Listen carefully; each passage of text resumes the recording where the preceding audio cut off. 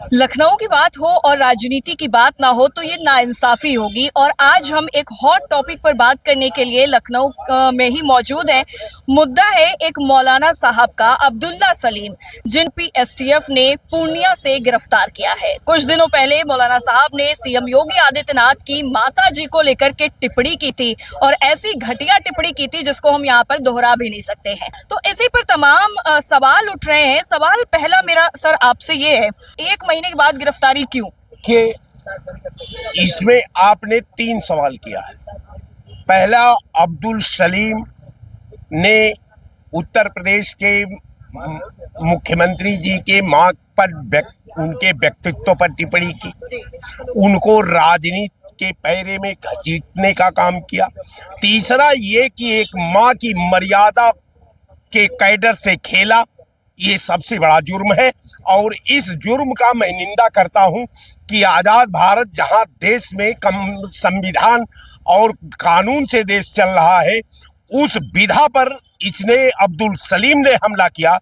ये समाज के लिए अभिशाप भी है और भारतीय परंपरा का, भारतीय मातृत्व का जो है अपमान भी है। इसलिए कि कोई भी व्यक्ति माँ के आंचल में ही पैदा होता है और माँ के आंचल में पलता भी है, और पलने के बाद वो आवाम के, पूरे सृष्टि के, पूरे समाज के, पूरे देश के सिस्टम को निर्माण करने में अपने कला के मुताबिक वो अपना हिस्सेदारी करता है। अब रह गया सवाल कि साहब अब्दुल सलीम टिप्पणी करते हैं 1 माह पहले, 1 माह के बाद एसटीएफ उत्तर प्रदेश जा करके बिहार के पूर्णिया में गिरफ्तार करती है।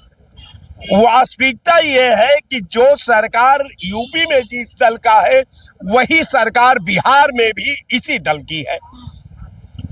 अब लॉ एंड ऑर्डर पर तो सवाल खड़ा होते हैं कि अब्दुल सलीम कोई आतंकवादी तो थे नहीं, अब्दुल सलीम कोई आपराधिक हिस्ट्री से इन्वॉल्व तो थे नहीं।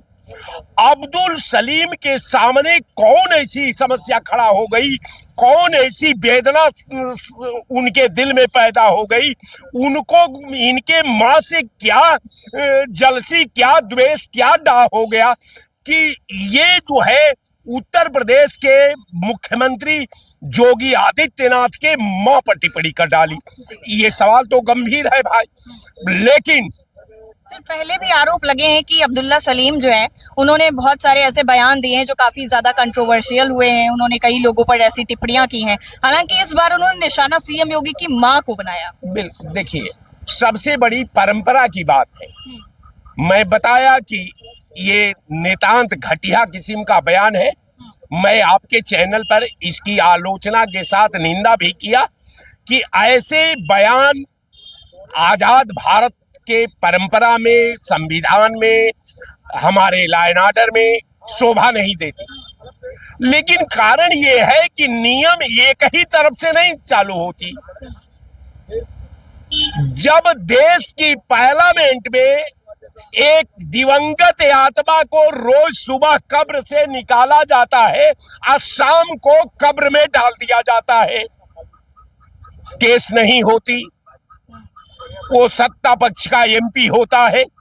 कारण ये है कि जिस देश को नेहरू और गांधी ने बनाया था, जिस हिंदुस्तान को मीर और गालिब ने बनाया था, वो हिंदुस्तान में नेहरू और गांधी जी को रोज कब्र में से पार्लियामेंट में भारतीय जनता पार्टी के सांसद लाते हैं, असम को ले जाकर के कब्रिस्तान में छोड़ देते हैं।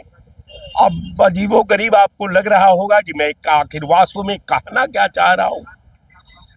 तुम कत्ल भी करते हो तो चर्चा नहीं होती, कोई आह भी भरता है तो होता है बदनाम।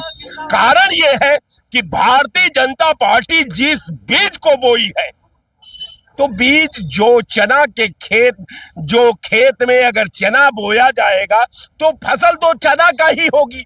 अब कारण यह है कि दूसरे के लिए दूसरे के खेत में जहर बो करके आई अपने खेत में अमृत बो करके ये अपने खेत को अमृत काटती है और दूसरे खेत को जहर बना देती है। तो ये भारतीय जनता पार्टी की ये परंपरा है। गाली ही भारतीय जनता पार्टी का अतीत है, गाली ही वर्तमान है और गाली ही भविष्य है।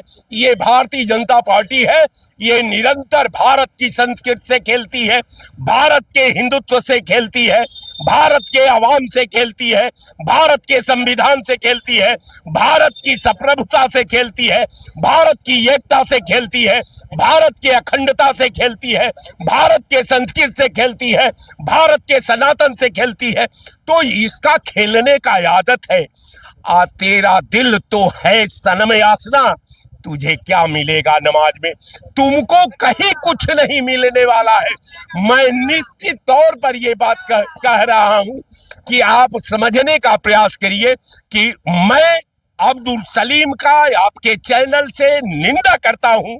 सर, कुछ आपने हिंदुत्व की बात करी, तो हिंदुत्व के नाम पर बहुत सारे ऐसे जो खुद को कथित तौर पर साधु स्वघोषित बताते हैं, वो भी बहुत सारे ऐसे बयान देते हैं, सीधा सीधा खुले आम काटने मारने की धमकियां देते हैं। तो उन पर ऐसे त्वरित जो एक्शन है वो क्यों नहीं होता है? आप इस पर क्या कहेंगे? देखिए, कारण ये है कि जब विधा एक समुदाय के घेरे में आ जाए, जब विधा का संचालन करने वाला बदला से, जलसी से, द्वेष से, डाह से अगर विधा का संचालन करने लगे तो समाज के अंदर विषमताएं पैदा होगी, समाज के अंदर दूरियां बढ़ेगी, समाज की एकता के लिए घातक बनती जाएगी।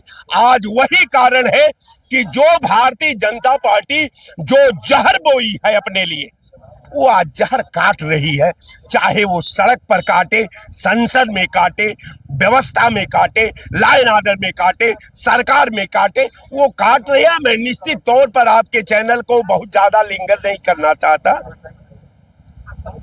इन चीजों का विधानसभा चुनाव पर कुछ असर पड़ेगा, जिस तरह से एक विशेष चीजों को टारगेट किया जा रहा है? देखिए, विधानसभा के चुनाव में अगर भारतीय जनता पार्टी महाभारत के जंग में कहीं अपने को उपस्थिति दर्ज कराएगी तब ना। जब ये जंग से बाहर है तो इसकी बात क्या करना है? पॉलिटिकल जो शतरंज है, जो जातीय व्यवस्था है, जो धार्मिक व्यवस्था है, जो समाज का ऊंच नीच है, जो समाज की एकता का बंटवारा है, जो समाज की अखंडता के साथ खेलना है, भारतीय जनता पार्टी महाभारत के जंग में कहीं पॉलिटिकल शतरंज के किसी भी दहलीज को पूरा नहीं कर सकती, किसी दहलीज पर अपनी एंट्री नहीं करा सकती। इसलिए 2027 में भारतीय जनता पार्टी पर कोट करना, भारतीय जनता पार्टी पर बहस करना, भारतीय जनता पार्टी को सरकार में देखना, ये रात का सपना है और ये सपना में तब्दील हो जाएगा। आज मैं आपके चैनल पर गई, ये वीडियो को आप नोट रखिएगा। 2027 के बाद अगर अल्लाह मुझे कायम रखेगा तो मैं निश्चित रूबरू आपके चैनल पर होऊंगा और निश्चित तौर पर आपसे पूछूंगा कि मैडम क्या हुआ। ये निश्चित है। तो हमारा नाम विनोद राय है, मैं गाजीपुर का रहने वाला हूं, मैं एक पार्टी का जो है राष्ट्रीय अध्यक्ष हूं, अखिल भारतीय विकास कांग्रेस पार्टी का, और मैं कांग्रेस पार्टी का समर्थक हूं। ये मैं आपको कह दे रहा हूं। जय हिंद।